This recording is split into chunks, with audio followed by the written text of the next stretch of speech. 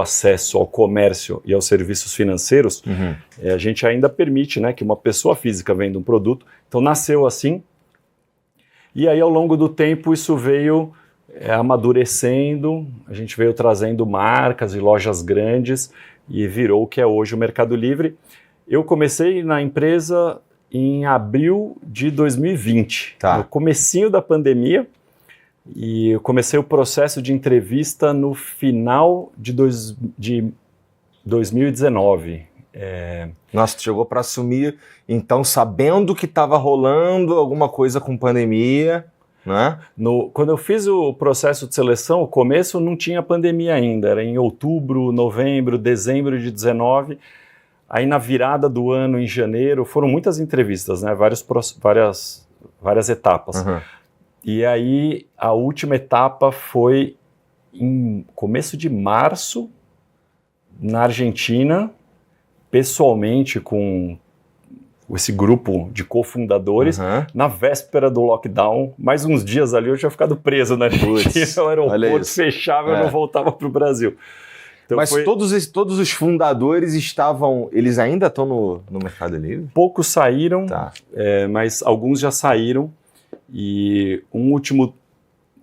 quase último, que saiu foi o Stélio, que foi o que me contratou para ser responsável pela operação de e-commerce no Brasil. Entendi. Então eu entrei em 2020 com o papel principalmente de acelerar o ganho de market share e consolidar uma liderança, tornando o Mercado Livre o e-commerce preferido dos brasileiros. Nessa época aí, Fernando, o que tinha no Brasil de e-commerce? A gente já tinha a chegada das plataformas chinesas, não já? Em 2020 já tinha AliExpress, mas ainda não tinham os outros todos que tem hoje. Hoje tem um monte. Então, em 2020, o cenário era muito mais o Mercado Livre e os players nacionais. O Mercado Livre era 10% maior do que os dois principais concorrentes daquela época. Entendi. E tinham 3 grandes nacionais, né? Os 3 grandes eram meio próximos ali do Mercado Livre. E aí tinha o concorrente americano, que era bem menor. Mas não é teu também, cara? O quê? Tu não é o Jeff Bezos? Tá aqui disfarçado? Você tá fazendo funcionar o Mercado Livre, né? Um pedacinho da conta, né? Sim. Mas pô, deixa eu te perguntar então o cenário lá era esse. E aí se você dá uma acelerada na história e chega em 2025, um dos players ali, o Mercado Livre tinha uns 20% de market share, um dos players tinha 18%. Esse que tinha 18% tem 0,4%, praticamente desapareceu. O que tinha 17,5% tem mais ou menos 11%, 10,5%, 11%. Tinha um outro nacional que tinha 12%, tem na casa de 4%. E o Mercado Livre avançou, pelo que dizem as várias fontes, né? Bancos e institutos de pesquisa, varia de 40%, 42%. E aí os asiáticos chegaram. Um asiático que não existia aqui tem 13%. Uma outra empresa asiática tem na casa de uns 5%. Uma outra está começando, mas pode vir a ser um player interessante, relevante. E o player americano, que tinha 8%, tem na casa de 10%. Então, os players estrangeiros acabaram crescendo, os nacionais acabaram sofrendo nesse período. Você falou, bom, a gente estava vendo aqui antes de começar que você participou de uma matéria da Veja, e ali vocês comentam sobre como é concorrido o mercado brasileiro, né? Sim. O mercado, assim, o fato do mercado brasileiro ser concorrido para o Mercado Livre, que é uma plataforma que opera na América Latina, opera em vários países, isso torna, assim, o mercado brasileiro, suponho que seja um dos maiores do Mercado Livre, se não for o maior. É o maior, 52% é o Brasil. Então, também é quase seguro supor que o Brasil, no Mercado Livre, é quem, por conta de ser o maior mercado, com os maiores desafios e tudo mais, é quem puxa o negócio do ponto de vista de, cara, quais será que são as melhores práticas para a gente operar nesse mercado extremamente concorrido. Competitivo. Então aí o Mercado Livre ele vai puxando ele precisa manter as pessoas lá, né? Tem várias vantagens. Tem algumas vantagens que são copiáveis, outras nem tanto, mas, por exemplo, eu consigo comprar, eu tô acostumado, inclusive, eu moro em São Paulo. Você compra no Mercado Livre? Eu compro bastante. Então dá pra dizer... Quantas vezes por semana você compra? Cara, minha esposa compra milhões de vezes mais do que eu. A última coisa que eu comprei foi um HD de 10 tera, porque eu queria colocar num cloud pessoal que eu montei lá em casa. Hoje é segunda, então foi semana passada. Mas minha esposa compra pra cacete. O Mercado Livre, ele, por exemplo, ele tem as vantagens de eu tô acostumado a comprar uma parada hoje e ela chega hoje.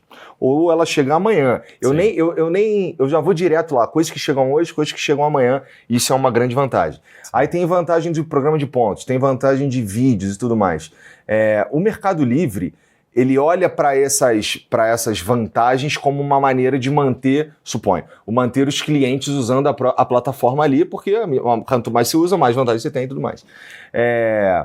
Você diria que a plataforma está do jeito que você queria? Você quer fazer?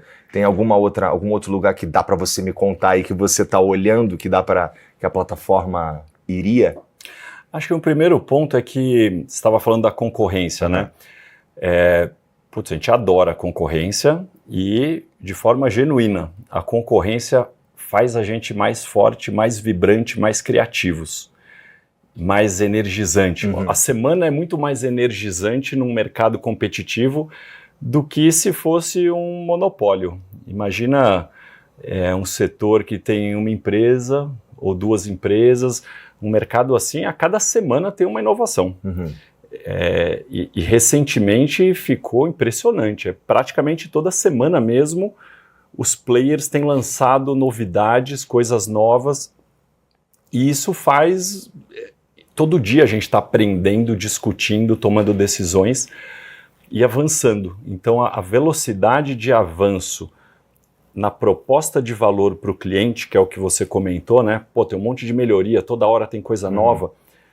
Isso vai fidelizando. Então, a nossa visão é criar a melhor proposta de valor, as melhores soluções para os clientes, e com isso a gente desenvolve internamente, tem as discussões, né, das várias oportunidades, e a gente olha para fora também, a gente olha para os concorrentes para aprender. A gente tem a total humildade de olhar e falar, caramba, olha que legal o que eles estão fazendo, a gente nunca pensou nisso.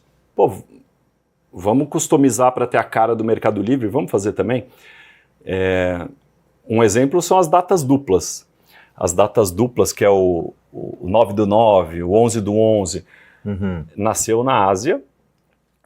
Os concorrentes asiáticos faziam as datas duplas. Demorou um tempo para a gente fazer, mas a gente começou no 6/6.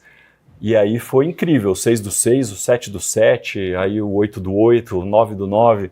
Agora o 11/11 foi o maior dia de engajamento de clientes. A gente teve um fluxo de clientes super interessante, a gente até divulgou que cresceu 54% o tráfego na plataforma. Então foi... Eu entrei no 11/11. Então, e o que eu tô achando... Acho que foi no 11/11 que eu comprei meu HD. O que eu tô achando é que a data dupla, ela aumenta o tamanho do e-commerce, porque cada vez mais estão entrando players que não entravam, começaram a entrar, e aí, na hora que tem essas empresas tão grandes, com verbas grandes, colocando dinheiro e colocando out of home, né, nas cidades, você vê nos metrôs, pontos de ônibus, etc., elevadores falando da data dupla, cupons, afiliados, que você comentou, né?